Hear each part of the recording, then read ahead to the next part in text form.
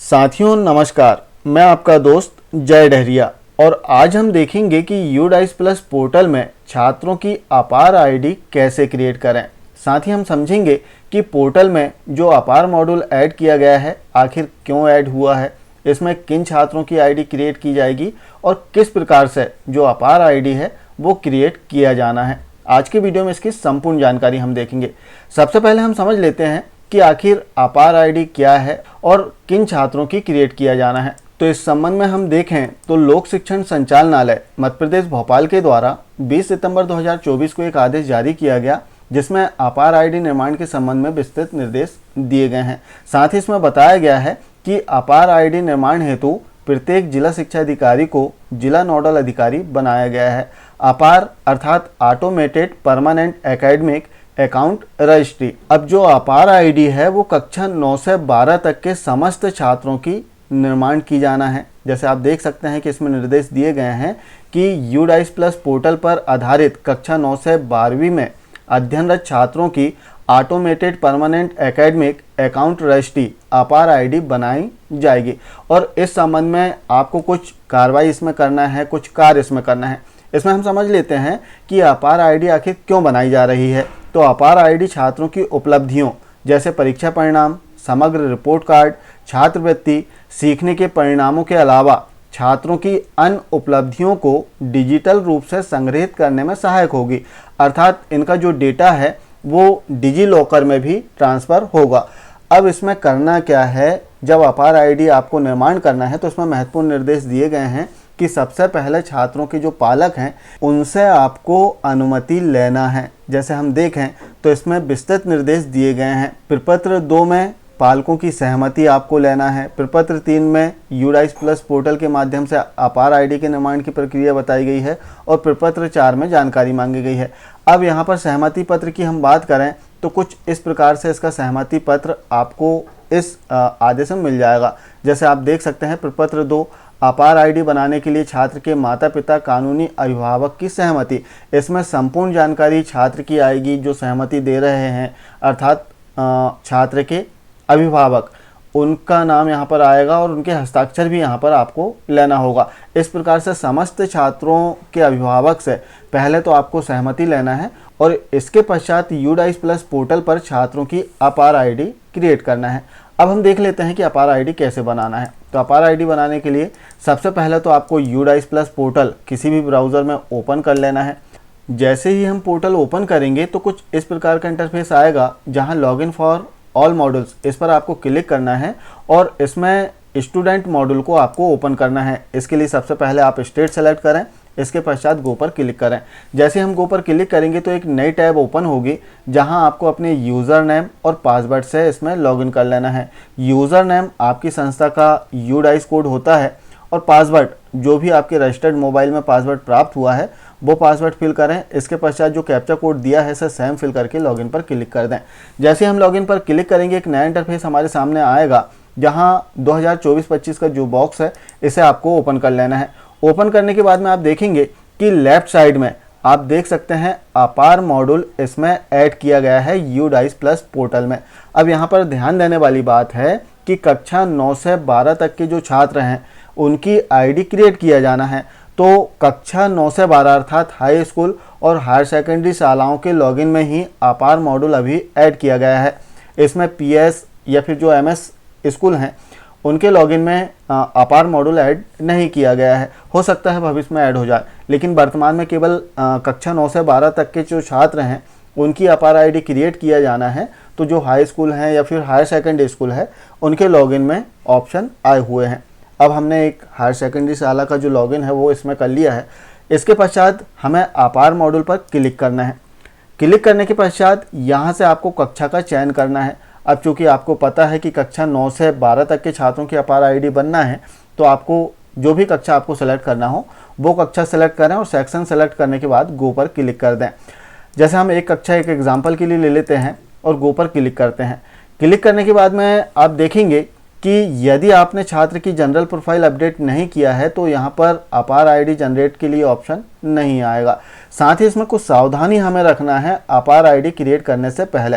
जैसे हम जनरेट पर क्लिक करते हैं तो इसमें 5 निर्देश आपको देखने के लिए मिलेंगे। सबसे पहला निर्देश इसमें दिया गया है कि student basic profile should be updated, अर्थात जो जनरल प्रोफाइल है यूडाइस प्लस पोर्टल पर वो छात्र की अपडेट होना चाहिए। दूसरा, छात्र का जो यूनिक पैन नंबर है वो असाइन रहना चाहिए। तीसरा, Aadhaar detail should be provide and verified, अर्थात जो आधार की जानकारी है वो वेरीफाइड होना चाहिए यूडाइस प्लस पोर्टल पर। चौथी जो जानकारी इसमें बताई गई है कि student name in school record and name as per Aadhaar should be same, अर्थात स्कूल के रिकॉर्ड में जो छात्र का नाम है और जो आधार में छात्र का नाम है वो दोनों एक समान होना चाहिए।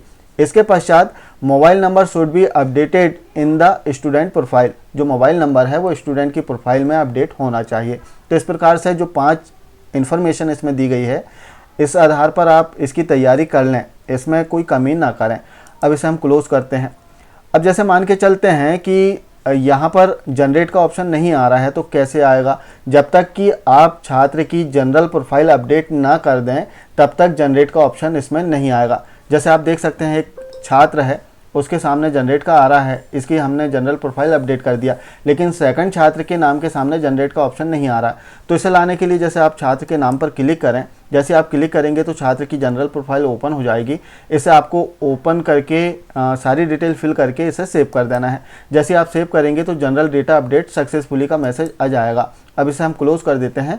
फिर से अपार मॉड्यूल में आते हैं तो इसमें आप देखेंगे जैसे हमने एक कक्षा इसमें लिया था, इसमें आप देख सकते हैं कि जो सेकंड छात्र की हमने प्रोफाइल अपडेट किया था, इसके पश्चात यहाँ पर जनरेट का ऑप्शन आ गया है। अब इसमें हम देखते हैं कि छात्र की जो अपार आईडी है वो कैसे क्रिएट होगी। बहुत आसान प्रोसेस है, कठिन नहीं है। बस सावधानी इतनी रखना है कि छात्र का डेटा एक्यूरेट रहना चाहिए, अर्थात जो हमारे रिकॉर्ड में छात्र का नाम है और जो अन्य इन्फॉर्मेशन है वो सभी कुछ आधार कार्ड में भी अंकित रहना चाहिए।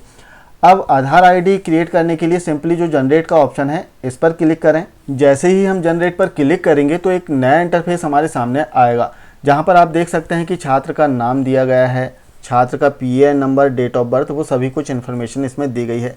नीचे आप देखेंगे कि छात्र का जो आधार नंबर है उसके लास्ट के 4 डिजिट आपको दिखाई देंगे और आधार में छात्र का नाम कैसे लिखा हुआ है वो डिस्प्ले होगा। अब यदि इसमें आप करेक्शन करना चाह रहे हैं, आपको लगता है कि त्रुटिपूर्ण इन्फॉर्मेशन इसमें डिस्प्ले हो रही है, तो आप इसमें सुधार कर सकते हैं छात्र के आधार नंबर में और छात्र के नाम में। इसके लिए आपको जो चेक बॉक्स है इस पर टिक करना है। जैसे आप टिक करेंगे तो यहाँ से छात्र की इन्फॉर्मेशन हट जाएगी। अब आप छात्र का आधार नंबर और आधार कार्ड में जैसे नाम फिल है वैसे यहाँ पर आप टाइप कर सकते हैं। और यदि आपने चेक किया कि सही है तो इसे ऐसे ही रहने दें। अब आपने सब कुछ देख लिया, सही जानकारी है, स्क्रीन को नीचे स्क्रॉल करना है। अब यहाँ पर जैसे हमने पूर्व में देखा कि इस संबंध में निर्देश दिए गए हैं कि सबसे पहले आपको पालकों की अनुमति ले लेना है। तो यहाँ पर जो पालकों की अनुमति वाला पेज है वो आ जाएगा।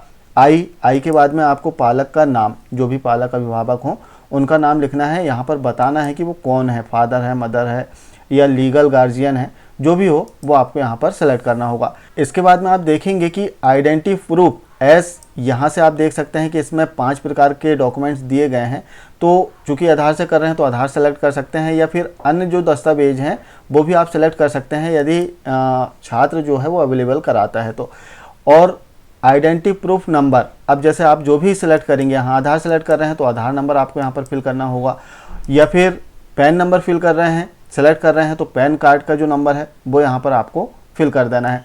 इतनी इन्फॉर्मेशन फिल करने के बाद में स्क्रीन को नीचे स्क्रॉल करना है और प्लेस ऑफ फिजिकल कंसेंट, कौन सा स्थान है वो स्थान डाल देना है और यहाँ पर डेट सेलेक्ट कर लेना है। जो भी डेट हो वो डेट सेलेक्ट कर लें। जैसे हम एक डेट यहाँ पर सेलेक्ट कर लेते हैं।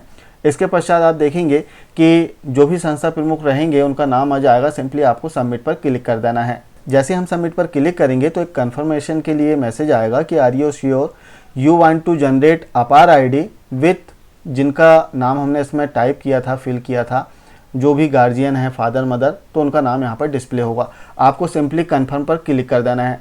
अब जैसे हम कन्फर्म पर क्लिक करेंगे तो अपार आईडी क्रिएट सक्सेसफुली का इसमें मैसेज आएगा और अपार आईडी डिस्प्ले होगी। अब छात्र को जो अपार आईडी है वो भी उपलब्ध कराना है, उन्हें बताना है।